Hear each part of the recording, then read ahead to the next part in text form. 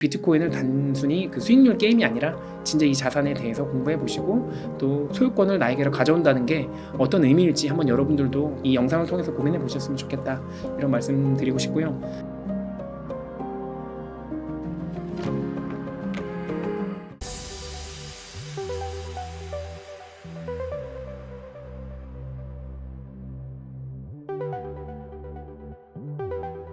그 봉현님께서 요즘에 좀 주목하고 있거나 관심 갖고 있는 그런 뉴스가 네. 있을까요? 사실 최근 기준으로는 비트코인 관련해서 허위성 기사가 너무 많은데요. 네. 그 중에서도 제가 관심 깊게 봤던 건 이제 트럼프가 여러 채널에서 비트코인과 달러에 대한 이야기를 했던 부분입니다. 그 몇몇 채널에 나와서 트럼프 이제 후보죠, 대통령 후보가 그 비트코인이 실제로 미국에서 아프리카계 미국인들과 또 젊은 층들 중심으로 실질적인 수요가 늘어나고 있다라는 언급을 했었고요. 그러면서 동시에 달러와 비트코인을 공존시키겠다, 그리고 CBDC를 반대하겠다, 이런 이제 인터뷰를 하는데 사실 저는 그게 가장 중요하다라고 좀 보고 있고 관심을 갖고 있습니다. 트럼프. 네, 트럼프가 이제 뭐 그런 이미 지금 현 정부인 바이든 정부에서는 비트코인 현물 ETF를 승인했기 때문에 예. 이 비트코인에 반대할 가능성은 없다라고 보고 있고요.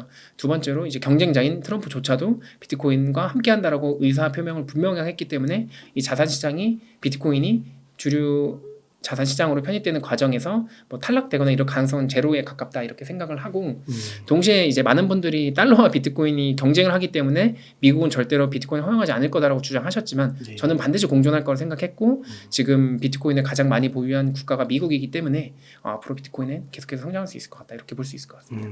그 최근에 네. ETF 네. 유입량을 보면은 마이너스를 기록하다가 네. 지금 다시 돌아서긴 했지만 네네. 마이너스를 기록했잖아요. 이렇게 자금이 유입되는 게 네. 앞으로도 계속될 거라고 보시는 건가요? 아무래도 수요가 늘어나면 당연히 자금이 유입되는 거니까 대신에 그 과정에서의 변동성은 어쩔 수가 없는 게 건데. 이 사람이나 우리 어떤 투자자마다 시계열이 다르잖아요. 시간 선호가 다르잖아요. 그래서 뭐 초창기에 투자하셨던 분들은 이제 물량을 이제 이익 실현을 해야 되는데 과거에 수요가 없을 때 시장에 던져버리면 가격이 폭락해버리니까 못했던 것들을 이제 점점 하나씩 하고 있다 생각하고요. 그 바톤이 이제 바뀌고 있다 생각해요. 저는 기존의 1세대 투자자에서 비트코인의 가치를 이해하는 2세대 투자자한테로 이제 바톤이 이제 옮겨오고 있고, 이제 우리도 그거 열심히 달려가지고 원하는 수익을 낸 다음에는 저희도 우리 둘 다 무한히 살 수 있는 건 아니잖아요. 유한하니까 또 어느 시점이 되면 내려올 때가 있지 않을까. 그럼 또 그 다음 세대가 받아들지 않을까, 이렇게 생각하고 있습니다. 그 비트코인을 이제 너무 사고 싶은 거예요. 네. 봉현님의 말씀을 듣고. 네. 근데 아까 이제 얘기도 나왔지만 김프가 네. 높으면 네. 현실적으로 어떻게 해야 돼요?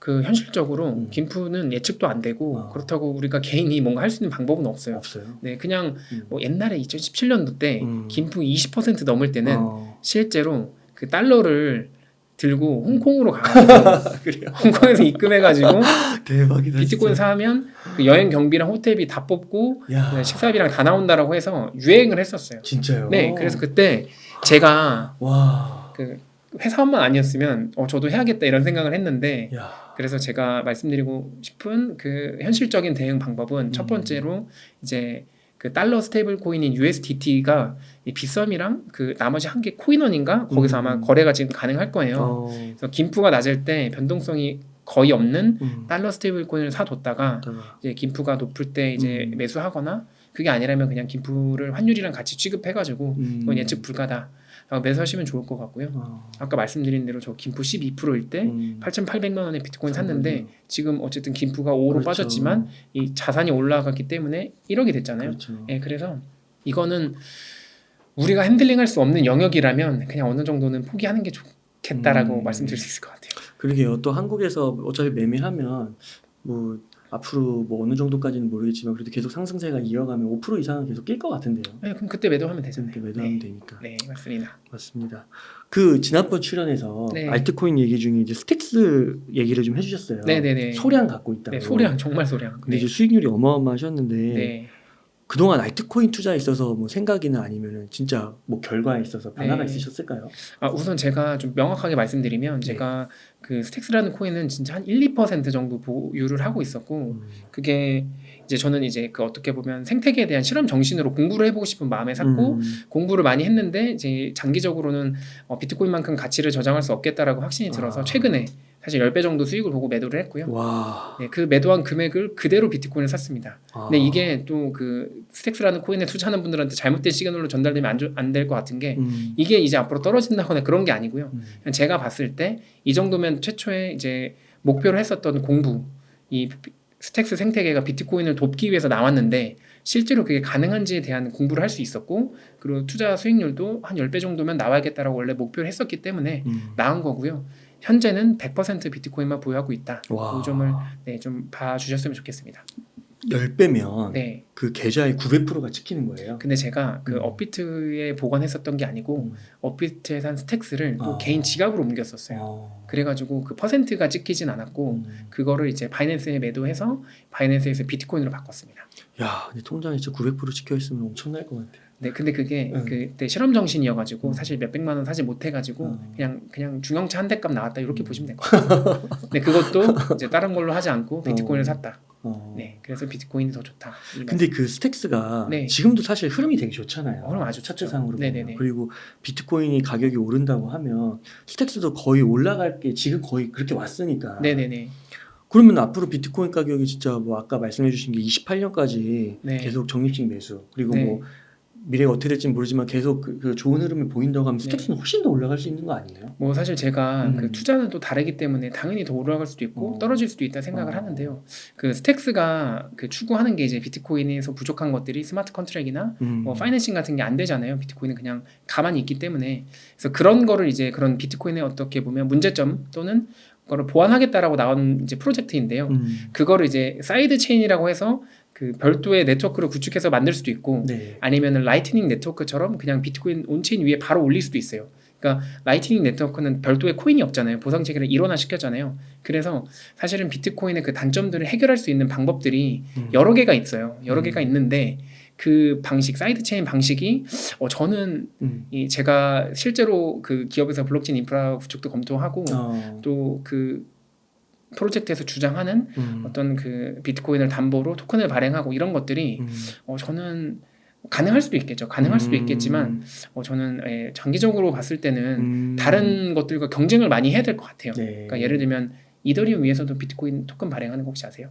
잘 몰라요. 랩 BTC라고 해가지고 비트코인을 네. 이더리움 네트워크로 보내고 그 비트고라는 회사가 그거를 이제 이렇게 포장하는 바꾸는 걸 도와줘요. 거군요. 포장하는 걸 도와줘가지고 이제 비트코인의 그 어떤 그 파이낸싱을 할 수 있도록 이걸 가지고 와. 막 이것저것 돈도 빌려주고 뭐 이것도 하고 투자도 하고 다시 그걸 갖고 오면 다시 비트코인을 돌려주고 뭐 이런 거를 이제 실제로 이더리움 네트워크 위에서 하는데 이제 그거 같은 경우는 아까 말씀드린 대로 비트고라는 회사가 이제 중간에 껴 있잖아요. 근데 스택스는 중간에 안 껴 있고 이제 이 자체 블록체인에 의해서 돌아가도록 하겠다라는 이제 무신뢰 시스템을 구축하겠다는 건데 네. 저는 개인적으로 그 마이크로 스트래티지가 올해 초인가 작년에 말에 그 비트코인 레이어 위에 이제 뭐 솔루션을 개발하는 회사로 거듭나겠다 이런 얘기를 했잖아요. 맞아요. 그래서 만약에 그런 회사가 나타나서 이제 라이트닝 네트워크 위에 또 레이어를 쌓아서 비트코인 온체인과 보상 체계가 이제 동일한 그런 유사한 서비스를 만들어내면 사실 그 랩 BTC나 그 스택스 BTC, SBTC라고 하거든요. 그거나 이 마이크로 스트래티지 같은 그런 이제 비트코인 레이어 위에 개발하는 회사랑 경쟁을 해야 되는데 제가 만약에 비트코인을 갖고 있다라고 한다면 웅달님이 만약에 비트코인을 갖고 있어요. 이걸 활용하고 싶어요. 그럼 이더리움으로 보내겠어요? 스택스로 보내겠어요? 아니면은 그 온체 위에 레이어 3로 보내겠어요? 당연히 레이어 3로 보내죠. 네, 그렇게 봤을 때 저는 이걸 다 생태계를 공부해 보니까 이게 좋다라고 생각은 했지만 아직 이 생태계가 구현이 안 됐거든요.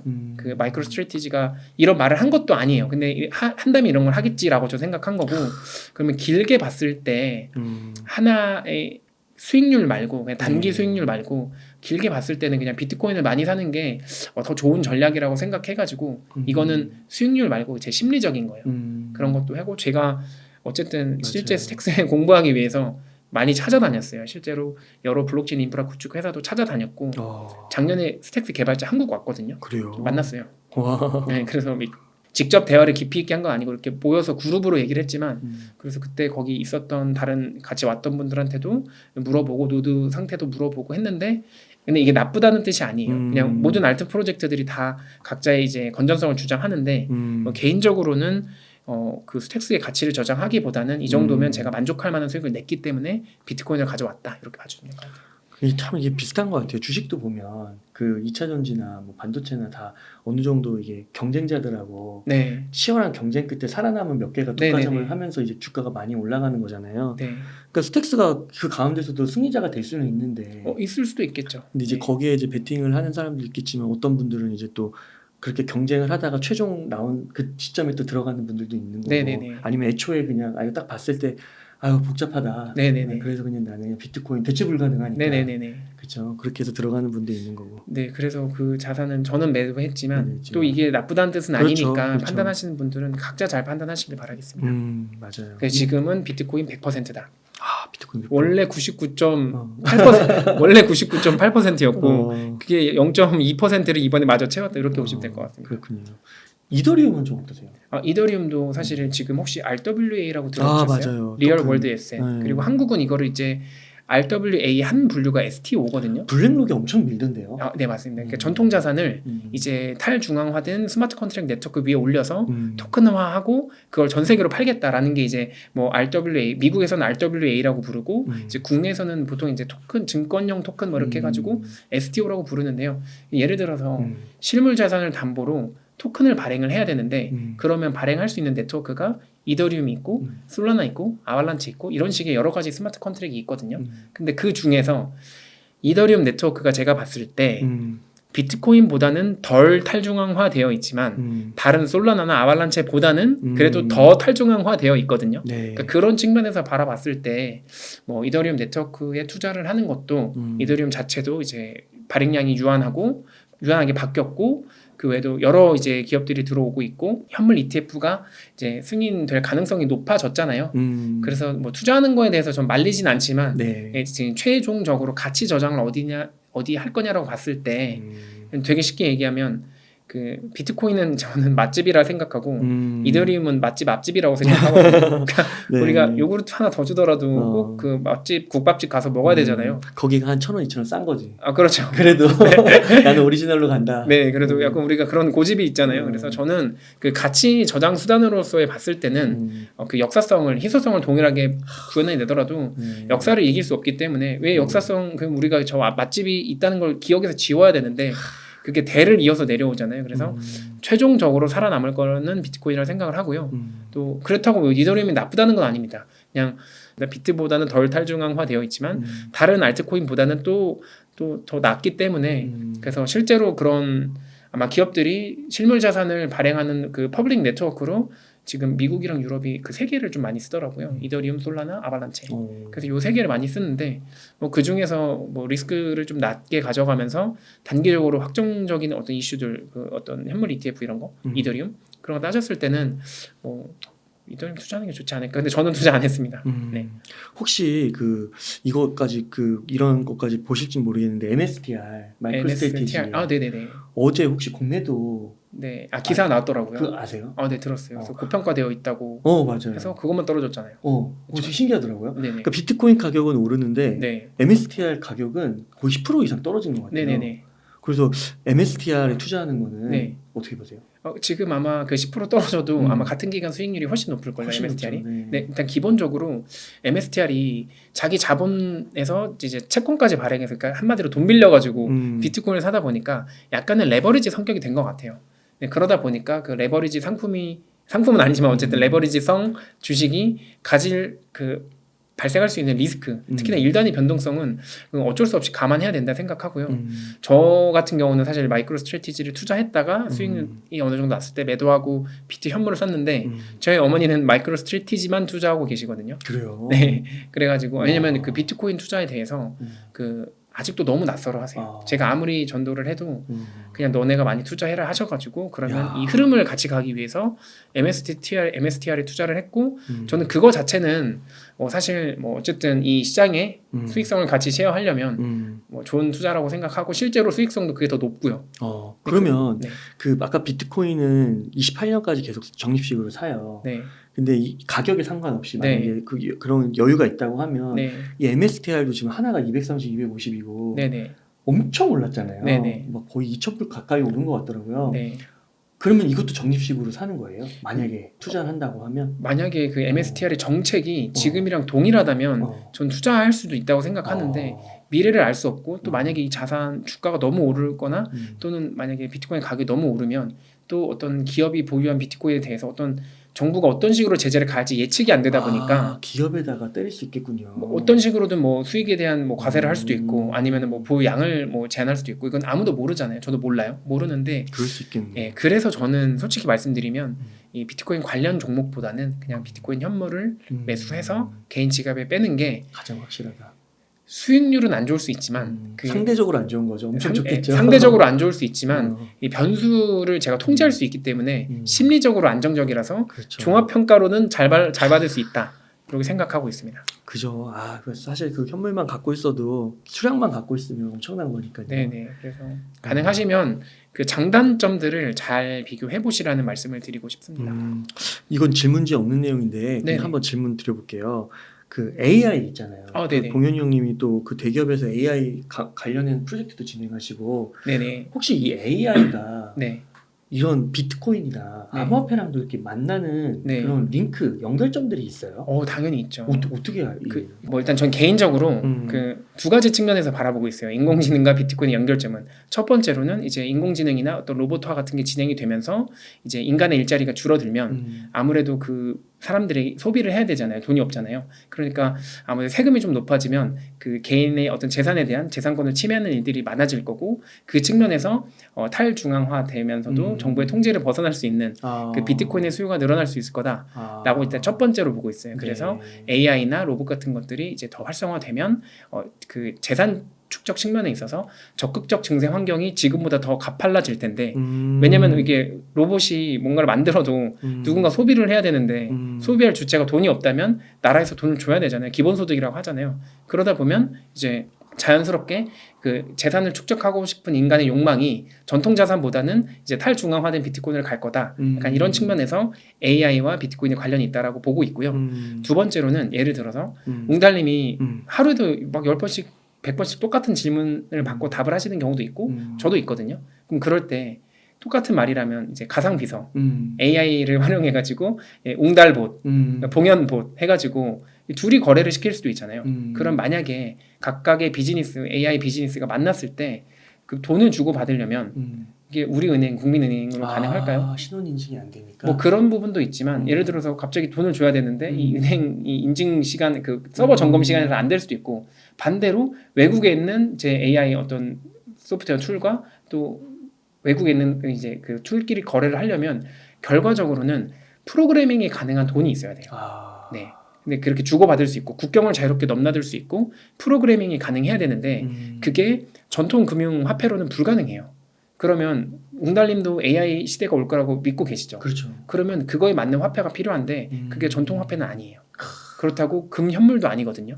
그러면 그 측면에서 봤을 때 아까 말씀드린 첫 번째 이 AI 로봇화로 인해서 어떤 적극적 증세 환경이 펼쳐졌을 때 인간의 기본 욕구를 충족시키기 위해 재산 축적이라는 그 측면에서 비트코인에 주목받을 수 있는 게 한 꼭지고 두 번째로 AI와 AI가 이제 하나의 인격체로서 대등하게 비즈니스를 할 때 대금을 결제하고 그런 코딩을 하기 위해서는 프로그래밍이 가능해야 되는데 그게 암호화폐가 될 수밖에 없다. 그리고 국경을 자유롭게 넘나들 수 있어야 되고 그래서 지금 종이 지폐보다는 디지털 화폐 그리고 암호화된 화폐 프로그래밍이 가능한 그렇게 될 거다.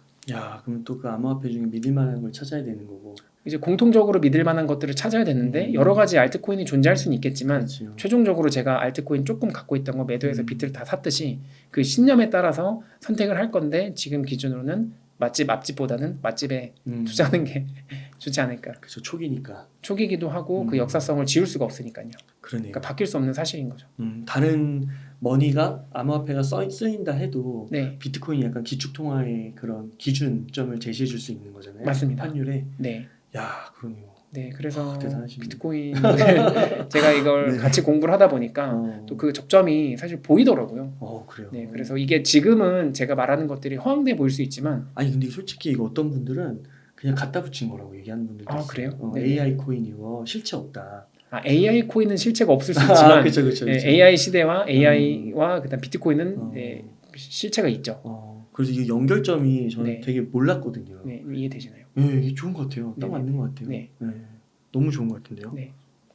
아유, 너무 좋습니다. 네, 감사합니다. 네, 그러면 봉현님 만약 지금 한 1억 원 정도 여유 자금 있으면 어떻게 투자 전략 세우시겠어요? 아직 사실 1억 제가 1년 전에도 똑같은 질문을 받았었거든요. 그때 어떻게 대답했냐면 50%는 비트코인 바로 사고 나머지 50%는 본인 기준에 맞게 그 매수 가격을 정해서 100% 비트코인을 다 산다 이렇게 말씀드렸거든요. 네. 지금도 동일하게 말씀드릴 수 있을 것 같아요. 이 반감기가 오기 전에 0.5 비트코인은 뭐 개인적으로는 무조건 모으시는 게 좋을 것 같다. 가격 무관하게 생각하고 있고요. 나머지도 만약에 최소 만 4년, 만 5년을 팔지 않고 버틸 체력이 있다고 한다면 나머지도 가능하면 그냥 사셔라. 네. 너무 단순한가요? 그리고 개인 지갑으로 보관하셔라. 이렇게 말씀드릴 수 있을 것 같아요. 야, 그 봉현님의 목소리에서 네. 좀 자신감이 느껴지거든요. 근데 이 자신감이 막 그런 자신감이 아니라 네. 뭔가 그 차분한 자신감이랄까. 그래요? 너무 산전수전을 많이 겪어가지고 그러니까 이게 영상으로 전달될지 모르겠는데 네. 딱 그 느껴져요. 생계형 투자자거든요. 너무 힘들었습니다. 근데 저도 제가 힘들게 뭐 이렇게 빌린 돈으로 투자, 물론 대출도 받았지만 다 제 돈으로 투자한 거라서 저도 끊임없이 공부하고 고민하고 정말 이게 최선인지 정말 질문을 저 스스로에게 많이 했는데 네. 저는 그렇게 답을 내렸고 그래서 작년에 사실 목표한 만큼 많이 모았지만 지금도 월급 들어오면 꾸준히 매수하고 있습니다. 네. 그 말한 대로 실천을 또 하고 계시니까요. 더 많은 네. 분들이 신뢰할 수 있고 봉윤 형님을 좋아하지 않나 싶습니다. 고맙습니다. 그러면 끝으로 저희 웅달책방 시청자분들을 위한 한 말씀 부탁드리겠습니다. 네. 그 비트코인이라는 신생 자산이 이제는 이제 사기다라는 거는 이제 거의 지나가는 것 같고 이제 주류 자산으로 편입되는 과정인 것 같은데 말씀드린 대로 그 어떤 신생 자산의 투자 기회가 쉽게 오는 건 아니다 생각하거든요. 저는 만약에 지금 비트코인 투자를 놓친다면 2017년도에 이제 부동산이 많이 올랐으니까 이제 팔아야 된다라고 주장하면서 실제 판 분들이 꽤 많이 계시고 그분들이 불과 4, 5년 만에 엄청난 상실감을 느끼셨던 것처럼 지금 비트코인이 정고점, 달러 기준으로는 정고점이고 원화 기준으로는 정고점을 한참 돌파했지만 그럼에도 불구하고 지금 이 기회를 잡으셔야 된다라고 말씀드릴 수 있을 것 같고요. 또 비트코인은 단순히 그 수익률 게임이 아니라 진짜 이 자산에 대해서 공부해 보시고 또 소유권을 나에게로 가져온다는 게 어떤 의미일지 한번 여러분들도 이 영상을 통해서 고민해 보셨으면 좋겠다 이런 말씀 드리고 싶고요. 그 제가 초반에도 말했듯이 비트코인 사느라 고지혈증을 얻었는데 네, 건강 꼭 잘 챙기시길 바라겠습니다. 이상입니다. 네. 다음번에 출연하셨을 때는 꼭 고지혈증이 없어져가지고 완쾌 되셔가지고 네, 당뇨 위험군입니다. 이거 조심하셔야 돼요. 이거 합병증으로 갈 수 있어요. 네네. 이제는 비트코인 생각 좀 그만하고 이제 전도는 제가 충분히 했거든요. 그래서 여러분들한테 많이 알려드렸으니까 이제 또 웅달책방 통해서 같이 한 번씩 공부하고 또 고래 동공부 불러주시면 또 나가서 너무 좋습니다. 네, 한 번씩. 너무 감사해요. 저희 진짜 또 불러달라는 하시는 분들이 많아가지고 네. 꼭 한번 또 초대해드리도록 하겠습니다. 네. 너무 감사합니다. 그러면 이렇게 해서 오늘 인터뷰 마치도록 하겠습니다. 이렇게 해서 나는 월급날 비트코인을 산다의 저자이신 봉윤 형님을 모시고 이야기를 나눠봤습니다. 긴 시간 동안 유익한 사이트 많이 나눠주셔서 감사의 말씀드립니다. 오늘 고생 많으셨습니다. 네, 들어주셔서 감사합니다.